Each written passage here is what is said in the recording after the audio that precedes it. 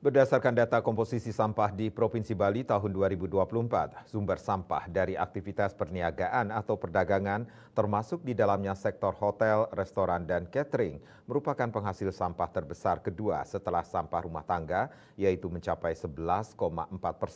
Dari sumber sampah tersebut, jenis sampah terbesar berasal dari sampah organik.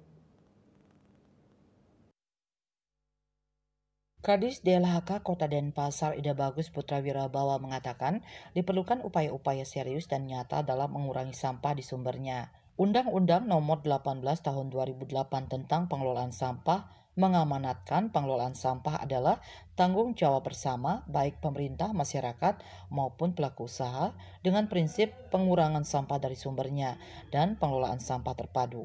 Regulasi ini diperkuat oleh Peraturan Pemerintah Nomor 81 Tahun 2012 yang mengatur pemilahan sampah, daur ulang, dan pemanfaatan kembali sampah secara efektif untuk meminimalkan dampak lingkungan.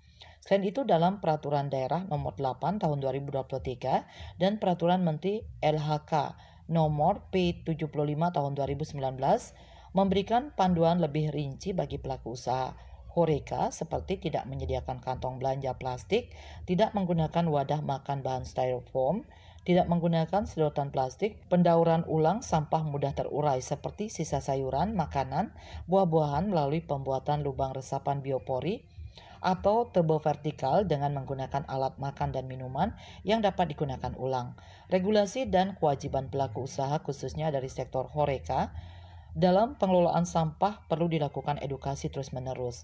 Edukasi tentang ini dapat menjadi transformasi awal untuk menyatukan langkah dalam menjawab tantangan pengelolaan sampah di Denpasar, khususnya yang berasal dari sektor Horeca, sehingga dapat menciptakan pengelolaan sampah yang ramah lingkungan dan berkelanjutan menuju zero waste, dan nantinya para peserta akan dimonitoring secara berkelanjutan.